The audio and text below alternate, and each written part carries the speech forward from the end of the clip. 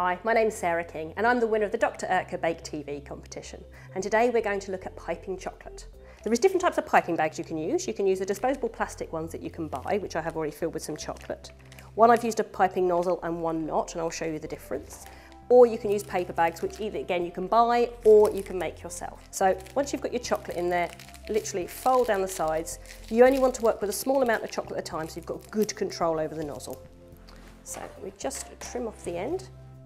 Only take a little bit, you can always take more, you can't put it back on, so just trim off a little bit. You can literally just do some nice little squiggles. You can do some stars.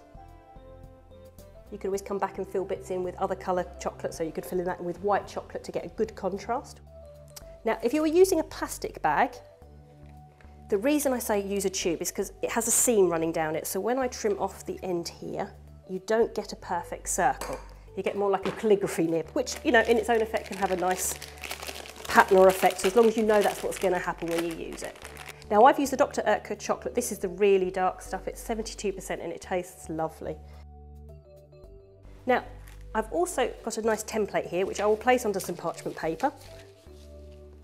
This gives you nice consistent size shapes if you're doing a batch of cupcakes and you wanted them to look all alike.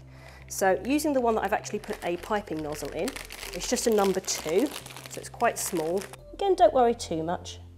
Just follow the shape around. We're going to come back and fill them in with some white chocolate. The Dr. Oetker chocolate's lovely. You get a really glossy finish and it melts very easily because you can break it into quite small chunks. Now, the best way to let these dry is let them dry back at room temperature, because that way they keep their nice glossy finish. If you're in a bit more of a hurry, you can put them in the fridge, but they just lose a little bit of that shine. So we just got to wait for those to dry. Now that our chocolate runouts have dried, we can put them straight onto our cupcakes. Now, I've got some ganached cupcakes already. Some I've used a piping nozzle and some I've just palette knifed. To get the actual runouts off the greaseproof paper is very easy. Literally just tilt the paper and you'll see that the chocolate, it just begins to peel away, and you can place that directly onto one of your cupcakes. Now, if you didn't have time to make any runouts, here are some Dr. Oetker chocolate hearts and chocolate stars, which are a really lovely high quality chocolate, and that makes a nice contrast with the white ganache. There you go, some beautiful chocolate cupcakes.